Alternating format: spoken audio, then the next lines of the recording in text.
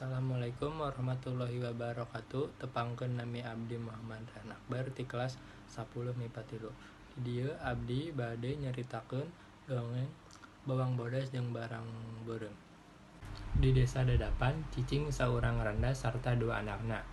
Randa eta ngaranna Mbok Rondo sarta dua anak ngaranna bawang beureum anak kandungna. Sedangkeun anak terena ngaranna bawang bodas.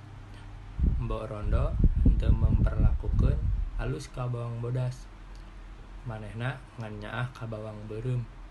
Hiji poe bodas dititah indungna ku kumbah pakean indungna serta bawang beureum, tapi sabot keur kukumbah ka rembong indungna palid ka bawah arus walungan. Bawang bodas sieun balik ka imah lantaran bisi dicekanan.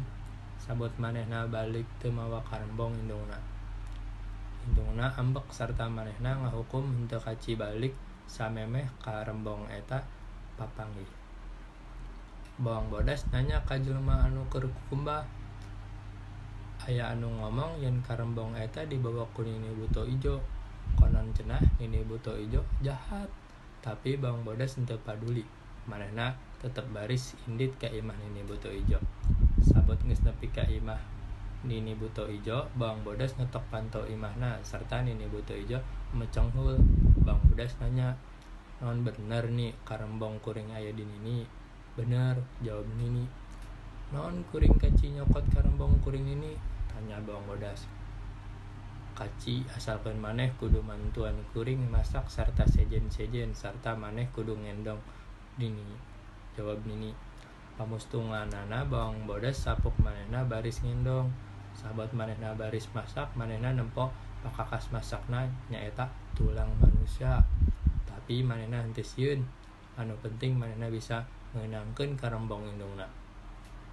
Sabot bawang bodas ngendong sawatara poe manehna kaci balik. Tapi manehna kudu milih labu badag atawa labu leutik. Manehna milih anu leutik. Sabot nepi ka imah labu eta dibelah. Sabot dibelah eusina nyaeta perhiasan. Sarta bawang beureum iri pamustunganana manehna nuturkeun bawang bodas, tapi manehna ngahaja ngagubrakeun ka rembongna.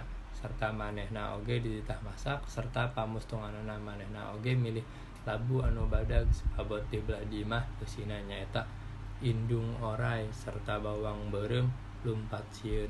Sakitu wae carita ti abdi. Hatur nuhun sadayana. Wassalamualaikum warahmatullahi wabarakatuh.